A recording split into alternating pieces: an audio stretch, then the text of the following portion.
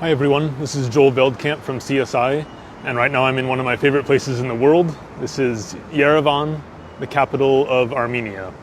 And I'm here because CSI has been invited to participate in Armenia's first national prayer breakfast. It's a very big event. It's a very encouraging event in a sense because it represents that Christians in the US and Christians in the West are getting to know Armenia better.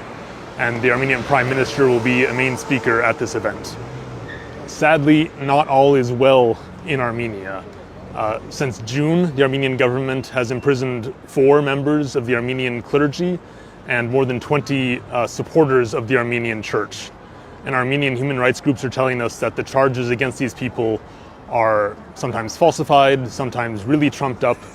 In other words, it's quite clear that these are political detentions. These are political prisoners.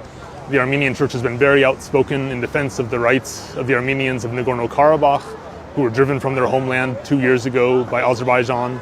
And the Armenian government seems to be cracking down on the church because of their outspokenness.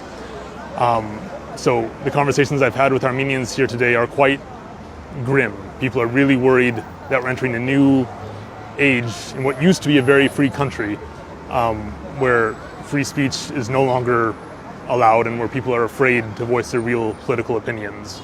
And just today, the prayer breakfast begins tomorrow. Just today, 3 podcasters from a news outlet called Anti-Fake were detained by the police in Armenia. Their names are Narek Samsonian, David Fidanian, and Vazken Zakatalian. The fact that the Armenian government feels confident enough to do this, to imprison these people while we're all here, while we're all going to be at a prayer breakfast tomorrow with the Prime Minister, with other senior members of the Armenian government, that's not a good sign.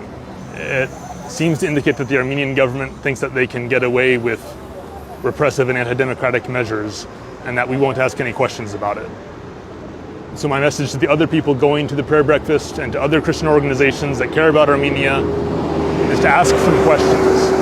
CSI has requested permission to visit the imprisoned archbishops and the imprisoned priest and the other imprisoned people who are in support of the church. And we'll be asking questions. We'll be doing what we can to raise the alarm about this decline in respect for human rights in Armenia.